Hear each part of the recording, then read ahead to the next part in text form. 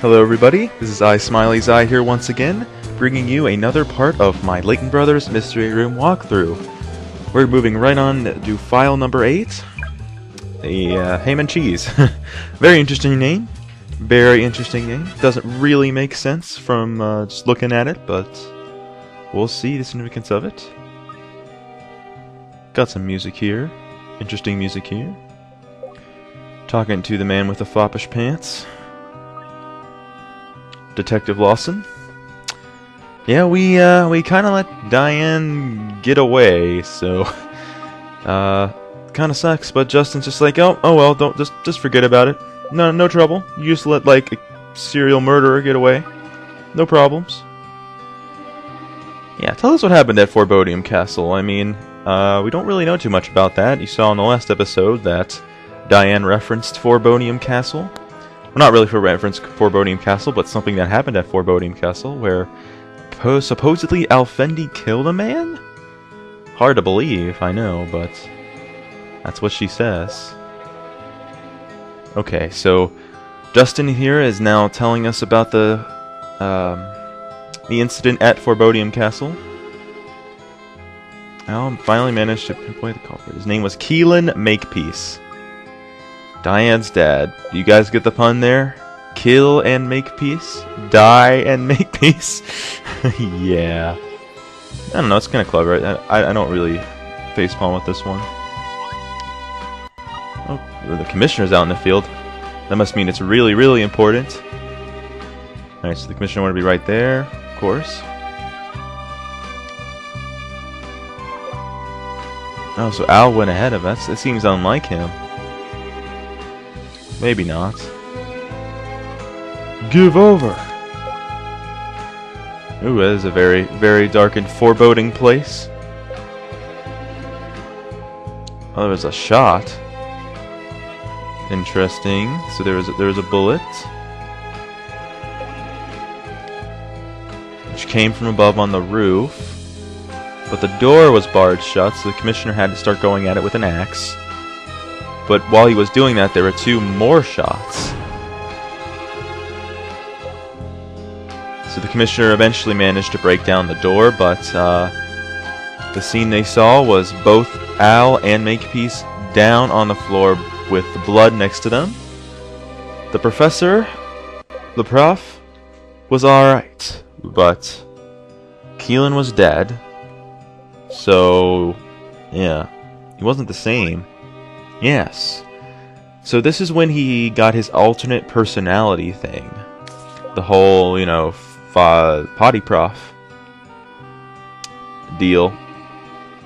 Yeah, this was after the Forbodium Castle incident. So something just changed about him somehow. Yeah, he couldn't have shot him. He's the prof, man. He's a cool guy.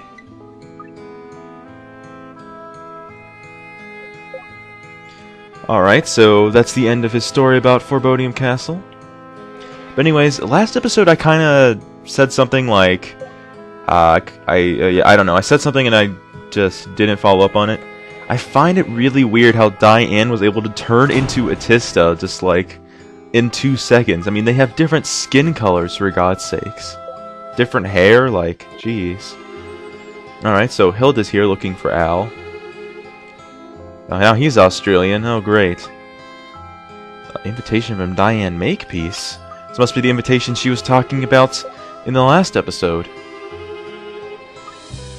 At Forbodium Castle. Of course. Oh, yes, the professor must be there. Now we gotta go after him.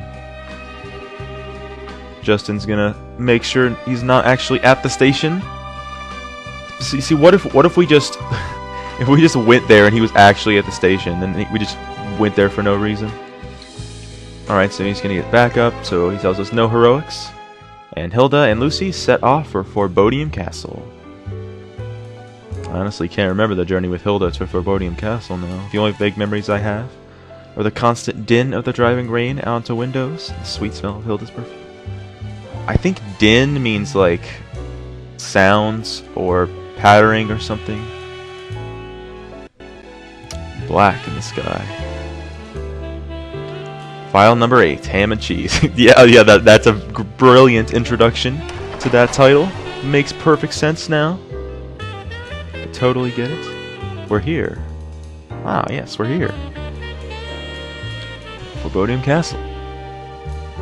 That's strange. Yeah, the rain's not moving. The rain is just completely still. Oh, and that too, I guess.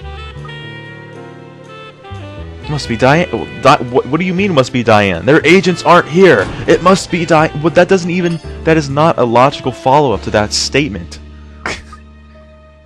Okay, so yes. So Hilda's telling us to keep close, because there could be several traps.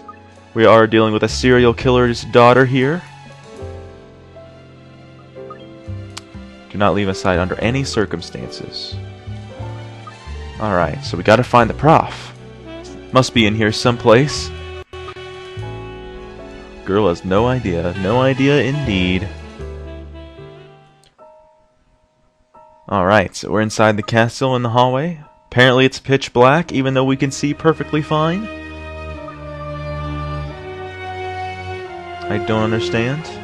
Look, like you could literally, it's perfectly visible. It's... Oh, there is a light on in that room. I wonder what's in there. Oh, yes. Oh, what's this? A cry for help. We have to respond to the cry for help without caring if it's a trap or not. Of course. Just jump head first into the room. And what awaits us in the room? Green dotted circles. Prof. Oh, there's no one in here. Nope, time to leave. Oh, there's a dead guy on the couch. Never mind. It's weird. There's a guy in a pig mask and a piece of paper on his back. Miss Baker, like a moth to the flame, straight into my trap.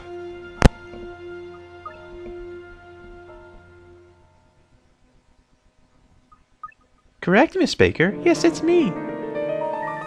You know, you really ought to listen to what people tell you.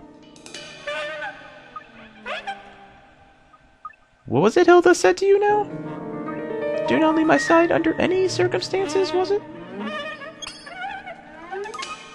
Ah, yes, Lucy, you just completely disregarded what Hilda just said 2 minutes ago. You can't open the door. Well, that would be because it's locked, Lucy. Come on, get your head on straight. Good job, yes. Correct again. Leaving Hilda all on her own. So much easier to kill her that way. You wouldn't. I think she would. Look on her face suggests she will, although I guess if she's talking through a loudspeaker, she would know that. Oh dear. Do you want to leave? Well, of course we want to leave. Then let me give you a fighting chance. What do you mean? In this very room, I have reconstructed an old case. A particularly nasty case of murder. All you have to do is solve it. So got this. Who killed Pig? Find the correct answer to my little puzzle, and I'll let you out. Yes, we need to work out the culprit of some random crime that happened goodness knows when.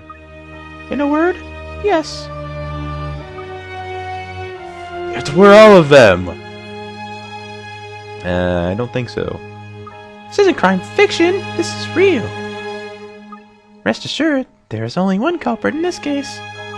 The case files are right there on the table. Best of luck to you. Do hurry, or unfortunate things may happen to your friends. Unfortunate things? What do you mean? What do you think unfortunate things means, Lucy? Okay, so we have to figure out who killed Pig. Yeah, so that's the reason for the title, ham and cheese. There's a guy in a pig mask. I mean, Hilda probably be pretty mad, but we still have to get out here anyway. Get out of here anyways. So yes, in this case, it's Lucy on her own, so you can be sure to expect many endearing English mannerisms that we all know and love, of course. Oh, they're all animals. Yeah, they're all wearing masks, and the suspects are dressed up as animals. Oh, yes. Yeah, they're all, yes. Alright, so Pig's the victim. He was a wealthy chap who had made arrangements to meet the dog and the donkey for a meeting. We have Cat, the pig's wife. Hen, the housekeeper. Dog, who was a trader, some sketchy trader guy. Donkey, who was a jeweler, and also had both of Donkey and Dog had scheduled meetings with Pig on the day in question, and they all have motives to kill him. So yeah, what are all these photos? Okay, so we have photos here. This was taken from a hidden camera which Pig had set up earlier because he's paranoid and whatnot, which show the comings and goings from the room, which means it's like right outside the door, so you could see who comes out and goes in, but you can't see what happens actually in the room, because that would be way too easy, of course. Alright, which one's first? Okay, so here we have Cat coming into the room. Then we have Cat coming out of the room with Pig yelling at her. So we see clearly see Pig there.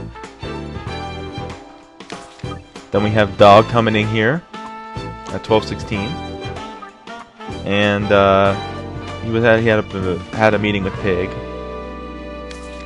Then he comes out at 12:28, which is interesting. Now Donkey comes up a few minutes later,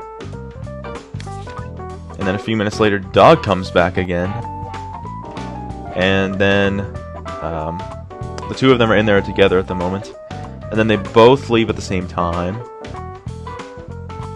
What am I doing? Just sitting here. Okay, there we go. Yeah, they both leave at the same time. And then Dog goes back in because he forgot something. And then they actually leave. And then after that is all said and done with, we have the housekeeper who goes into the room. And then we have her leaving the room, like 15 minutes later or something. And then Cat discovers the body soon after that. So that all happened in like a span of about an hour. Alright, so yeah, there are a lot of photos there. Some of them aren't important, some of them are. Yeah, that would be way too easy. Yeah, we don't have statements. But they're around, we just gotta find them. Alright, so we gotta figure out the cause of death, of course, and get some statements. Those are the two missions, per se, in this case. Gotta get out of this room. Of course, Lucy's life is in peril, but we still have some nice jazz playing in the background, of course. I mean, hey, I like the song, but it doesn't really fit the mood at this point. Alright. She completed her Bush Tucker trial. She's still in the jungle. Yeah. I don't think you're actually supposed to click this one until you've done everything, which is why she's talking about how she finished it, but she doesn't know how to get a hold of Diane, although it's rather obvious once you look at it, of course. Alright, so you start investigating. I start investigating. I'm kind of using this as a sort of preliminary investigation to the crime scene. However, I avoid pieces of evidence that cause a cutscene to come up, because even if you're here and you examine if you examine the things that are in the other two deductions, at least one of them, if you examine the things, okay, so I think if you examine the things that you're supposed to get in the deductions, then it just goes into a cutscene and then you exit out of the screen. So I tried to avoid all of those. The first one I avoid, I believe this is the first one I avoid, is over here at the desk. There's a drawer there that you can open and find something in there, but I choose not to open it because it'll cause a cutscene to come up. So I'm investigating all these other things.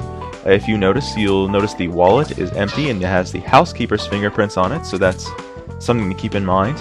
Also, something interesting is there is a blood stain on the ground beneath the chair, which is interesting as well because the body was found on the sofa, so this indicates that the body must have been moved after he died.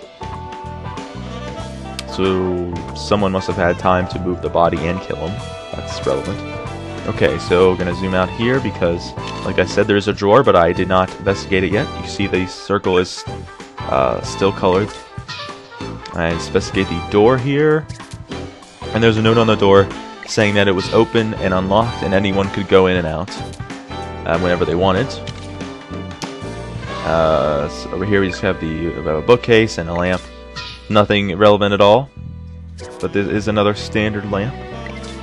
But it is of high quality, of course. That is in red text, so it must be important. Except it's not at all.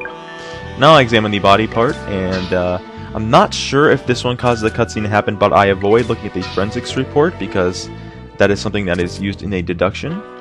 So I just avoid looking at that for now. We have the hat stand, and notice that the hanger there is a tad bit bent. That is going to be very relevant near the end of the case. We have the window, which sparks some interesting dialogue between Diane and Lucy, interestingly enough. So she's thinking.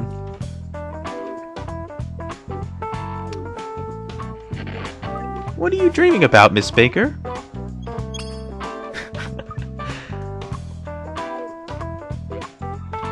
Stop concocting ridiculous schemes in your head and investigate properly. Otherwise, I might be forced to pump gas into the room.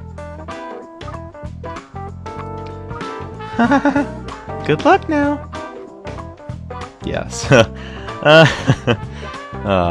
I wish I could do her imitation justice. I think I'm doing okay with the tone and all, but I can't do a very good female impersonation. But on that note, it says the window was locked at the time of the murder, so no one could have gone in or out that way. We have the fishy button. Dubious looking button is surely a trap. Press it anyways. Of course, this is how you're gonna. This, of course, is gonna be how you communicate with Diane, or tell her who the killer is. But the first time you examine it, you always get this scene, even if you're done everything. Boring. You're supposed to press this button when you know who did it. But if you want to mess around instead, I could always just kill you first. I love that expression on her face when she just has her finger on her chin or whatever, and she's like, all right. Back to the investigation. Yeah, so like I said, the first time you examine the button, it will always have that dialogue, even if you're found all the evidence first. Hey, Lucy couldn't have figured it out on her own, but it's okay. Well, she did figure it out on her own, but she couldn't have assumed the button called Diane. Okay, so first things first, we got to find the cause of death and the murder weapon. Cause of death, evidence of the cause of death is first. This is the forensics report that I was talking to you about. I don't know if this would have caused the cutscene first, but there's the proof. This is a crime scene report, and you also, for examining this first report, get the second report, which just says that he ate a scone, and then it matches the scones that are at the crime scene. It doesn't really matter at all. But. So he's killed with a single blow by a blunt object. If you remember, when I examined the ashtray at the beginning, it said that blood was wiped off it. So, yeah, he was killed with an ashtray. Very, kind of interesting there. Don't usually see people getting murdered with ashtrays. This ashtray is what did Pig in. I also love how she points, like, convincingly, even though there's no one else in the room. I must think that I could see Diane just sitting there watching her, and she's like, just laughing at her, just pointing at nothing. Anyways, yes, we don't know what went on the side, and she's just talking to herself too, so, yeah. Anyways, alright, so, time to find some statements. I did kind of give it away earlier, but they're in the drawer in the desk that I did not look at earlier. I definitely know that this does cause a cutscene if you examine it outside of this deduction, so I just assume that the forensics report did too. When I did my first run through, I just did the other deductions first. Okay, so yeah, so there's statements in a drawer. Alright, so we have Kat's statement. She was bringing him tea and scones. So there's a couple puns here. I'm not sure if they're supposed to be like Lucy purposely doing that, or if she's just saying that and you're supposed to just be like, oh, what a stupid pun. Yeah, was he, what a pig. Yeah, whatever. Alright, so the hen did not go into the room. I beg to differ.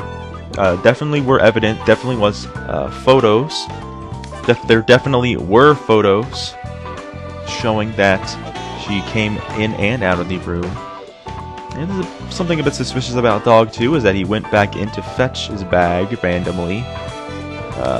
Claims he forgot his bag. Then we have a donkey here. Says he went in the room, but Pig was nowhere to be found. And that his coat was hanging up in the room, which this statement is important, although it doesn't look it. His coat was hanging up in the room, remember that.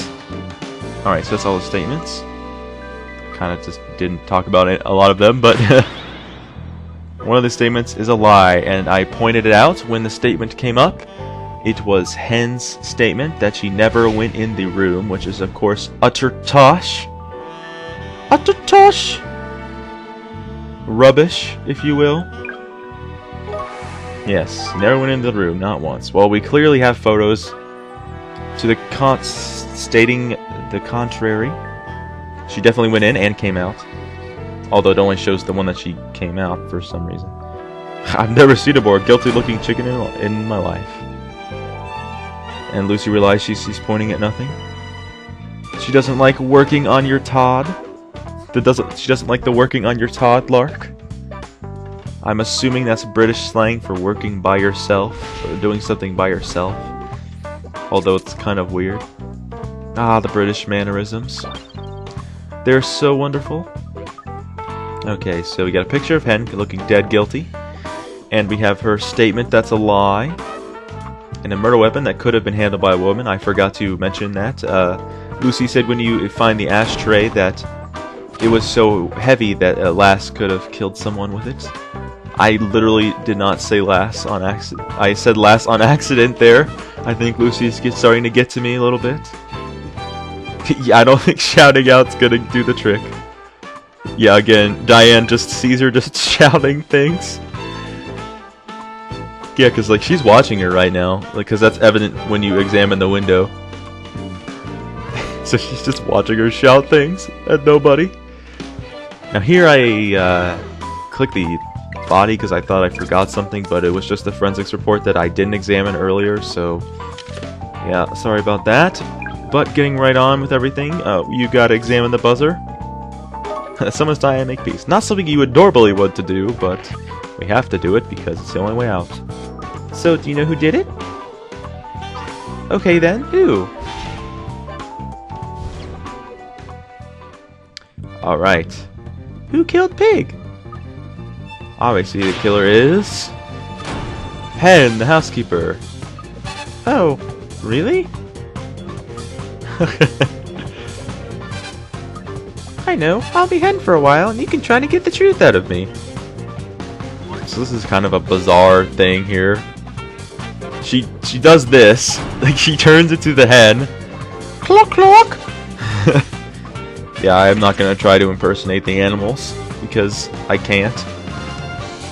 I don't know what voice they would have it be. Come on, it's a hen. Yeah, so she impersonates all of the characters. It's pretty funny. Alright, so the two pieces of evidence that prove Hen lied in her statement are clearly her entering and exiting the room. Kind of do this real quick here.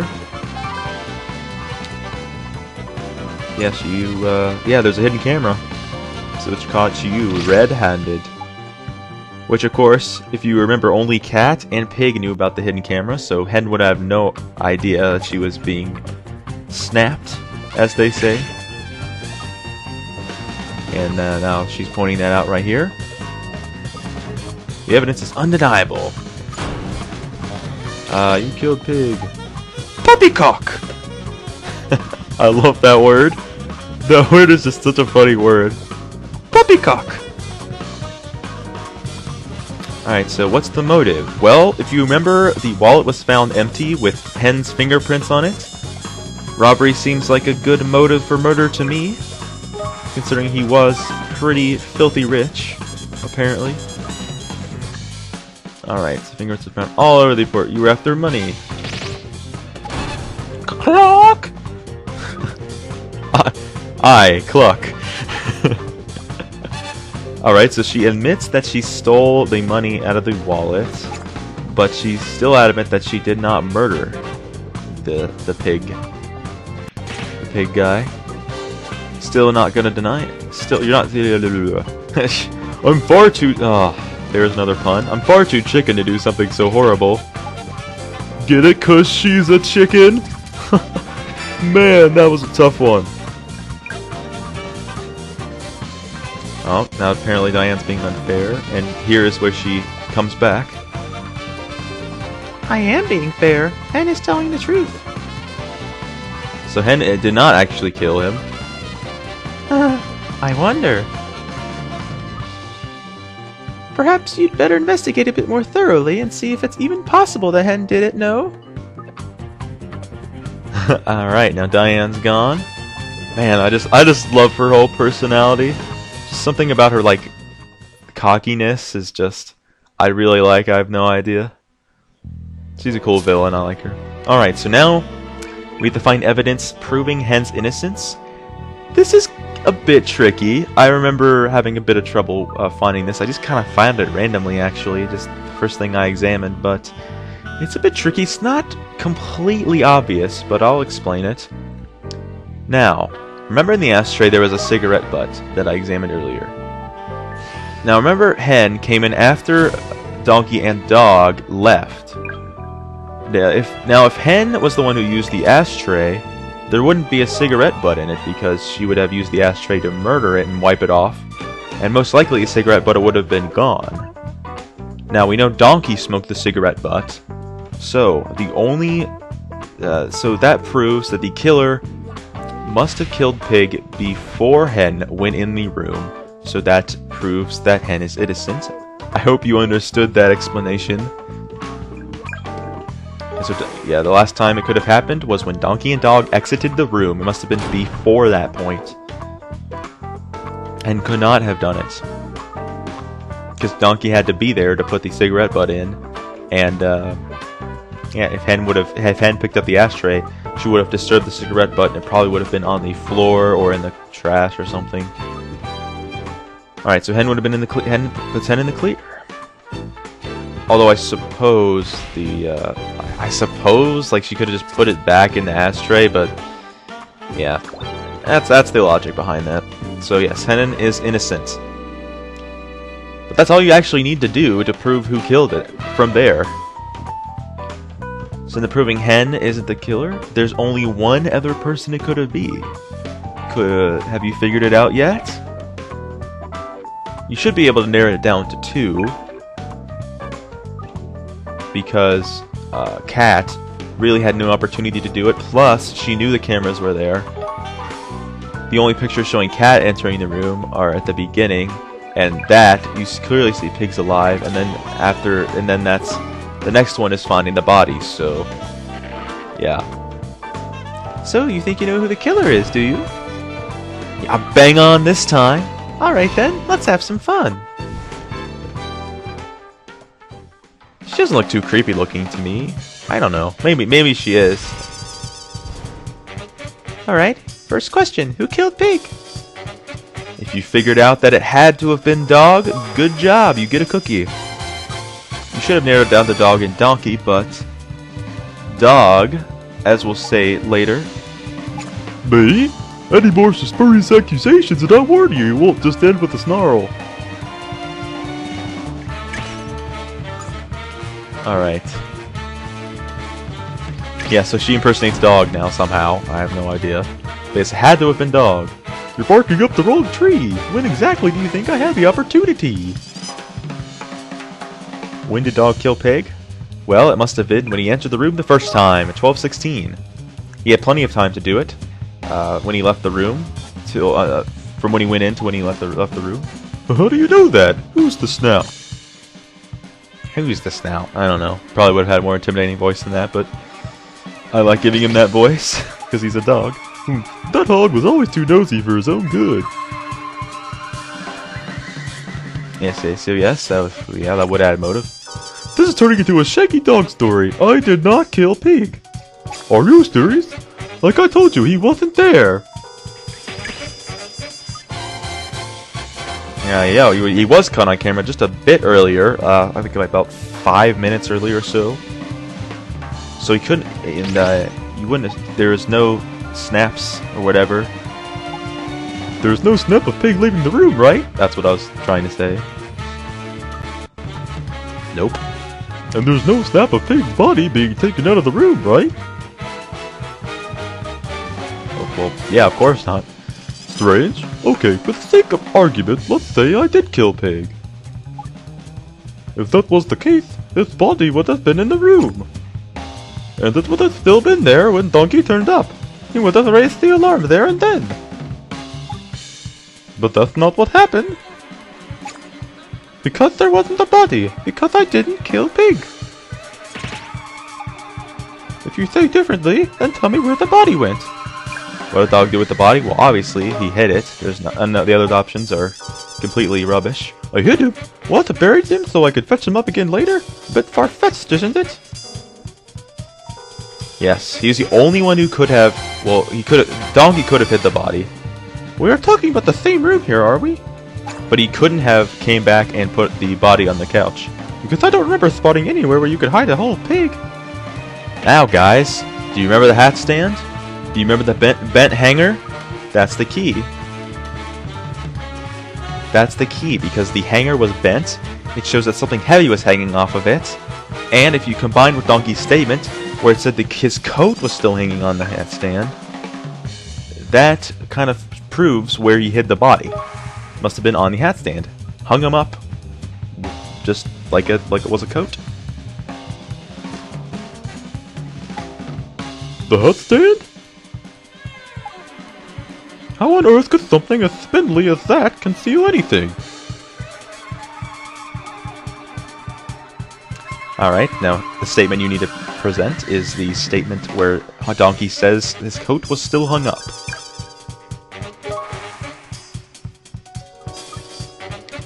Yes, that shows where he was hidden on the hat stand. So what?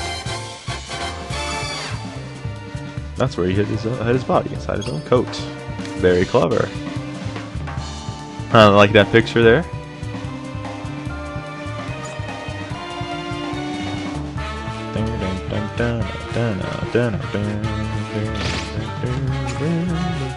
Well, I don't know what Donkey's been yapping about, but I never saw a coat in the room.